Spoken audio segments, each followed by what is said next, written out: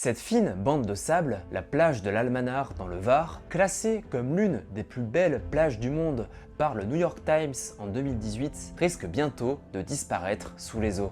La presqu'île de Gien, située juste derrière, pourrait redevenir une île. Cette situation serait une véritable tragédie à la fois pour la biodiversité, mais aussi pour l'économie locale en raison de l'effondrement du tourisme. L'Almanar n'est malheureusement pas un cas isolé. D'autres lieux à travers le monde subissent le même sort, avec parfois des conséquences encore plus graves sur les populations humaines, car situées en zone urbanisée, donc plus peuplée. Des villes entières pourraient disparaître de la surface de la Terre sous l'effet du dérèglement climatique et de la montée du niveau de la mer. Un exemple frappant est celui de Jakarta, la capitale de l'Indonésie. Avec ses 30 millions d'habitants, cette mégalopole s'enfonce dans le sol d'environ 7,5 cm à 20 cm parfois dans certains quartiers parce que le sol est trop mou, donc il s'affaisse, il ne peut pas supporter le poids des bâtiments. Cette ville subit régulièrement des inondations liées aux tempêtes, renforcées par l'élévation du niveau de la mer d'environ 8 mm par an. Jakarta se situe à une altitude moyenne de 7 mètres, mais 40% de la ville est en dessous du niveau de la mer. Face au risque que la ville disparaisse sous les eaux, en 2019, le président de l'Indonésie, Joko Widodo, a pris la décision de déplacer la capitale à plus de 2000 km dans la province du Kalimantan, sur l'île de Bornéo.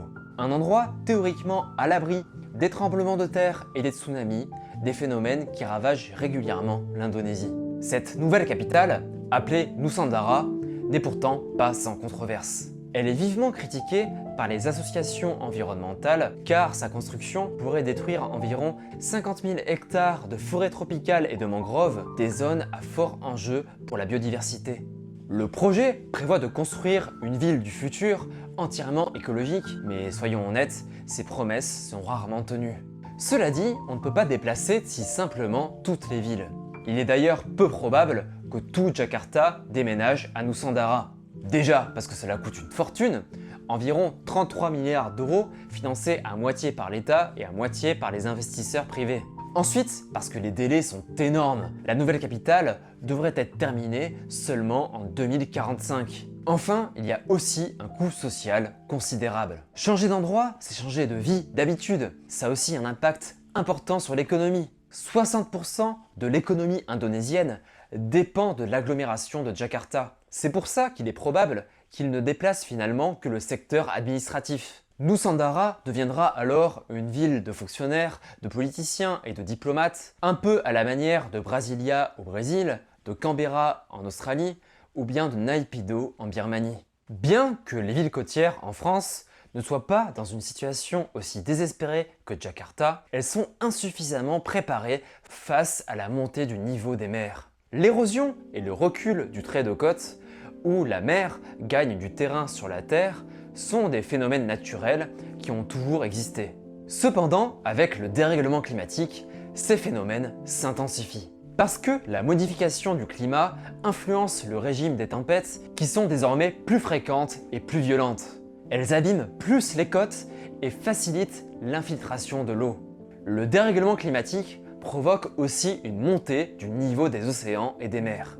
D'abord, l'augmentation de la température des océans provoque une dilatation de l'eau. Plus elle chauffe, plus les molécules d'eau prennent de la place, ce qui fait monter le niveau.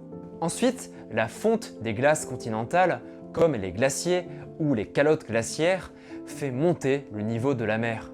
Résultat, la France a perdu 30 km² de terre entre 1960 et 2010, soit environ un tiers de la surface de Paris. Et bien sûr, avec l'aggravation du dérèglement climatique, ce phénomène s'accélère. En 30 ans, la montée des eaux a presque doublé. Des immeubles qui étaient autrefois bien loin de la mer se retrouvent aujourd'hui au bord de la falaise. D'ici la fin du XXIe siècle, selon le GIEC, le niveau des mers et des océans pourrait augmenter entre 44 cm et 1 mètre.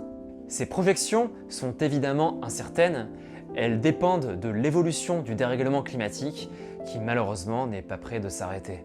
L'élévation du niveau de la mer est un phénomène inéluctable. Même si nous arrêtons dès aujourd'hui toutes nos émissions de CO2, le niveau de l'eau continuerait à monter car les gaz à effet de serre que nous émettons mettront des siècles à disparaître. En France, que vous soyez sur la côte méditerranéenne ou atlantique, vous n'êtes pas épargné. Sur les 20 000 km de côte française, 650 sont en recul, dont 270 à un rythme moyen de 50 cm par an. Le recul accéléré du trait de côte pourrait avoir un impact socio-économique majeur à l'échelle locale. La densité de population sur les côtes françaises est de 2,5 fois supérieure au reste du territoire et l'élévation du niveau des mers n'empêche pas l'installation continue de nouvelles populations sur le littoral. Ces zones attirent par leurs nombreux avantages, lieux de loisirs, de villégiature et moteurs économiques grâce au tourisme, à la pêche et à l'industrie portuaire et logistique ou encore aux énergies renouvelables.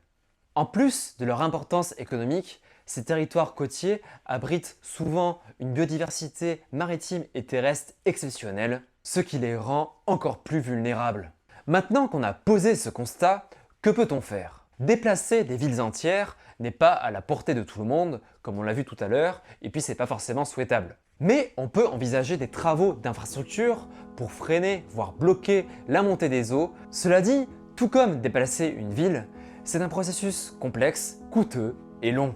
En plus, ces infrastructures peuvent perturber ou endommager la biodiversité à proximité, et même si on les construit, rien ne garantit qu'elles suffiront à long terme pour lutter face à ces phénomènes.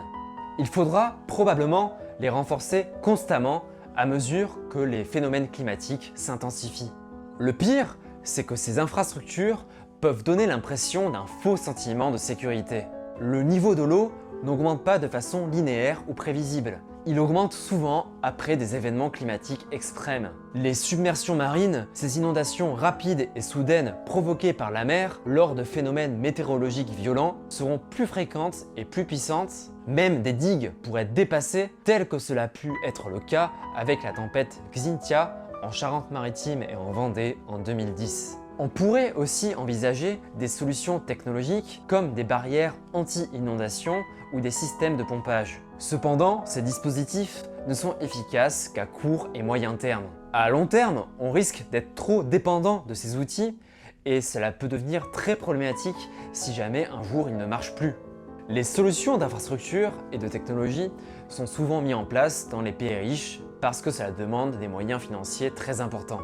Et plus une ville est grande, plus elle est susceptible de faire recours à ce type d'outils pour faire face à la montée des eaux. En revanche, dans les pays les plus pauvres, les habitants sont souvent livrés à eux-mêmes pour faire face à ces changements. Ce qui se traduit généralement par des migrations forcées dans des endroits considérés comme plus sûrs. Ces adaptations face aux risques de submersion doivent être réfléchies en fonction des contextes locaux. On ne protège pas un port de la même manière qu'une ville au bord d'une plage. La meilleure protection reste celle qui s'appuie sur les écosystèmes. Utiliser le fonctionnement naturel des zones côtières permet de mieux gérer le recul du littoral. Je sais que les mangroves et les marais n'ont pas toujours bonne presse, mais ils sont des tampons naturels très efficaces pour absorber les submersions marines provenant d'événements climatiques extrêmes. On peut aussi décider de restaurer ou de protéger des écosystèmes dégradés qui jouent le rôle de barrière naturelle. Par exemple, végétaliser les dunes permet de fixer les sédiments grâce aux racines des plantes. En plus, ces solutions offrent souvent des co-bénéfices. Elles améliorent le paysage, la qualité de l'eau et favorisent la biodiversité.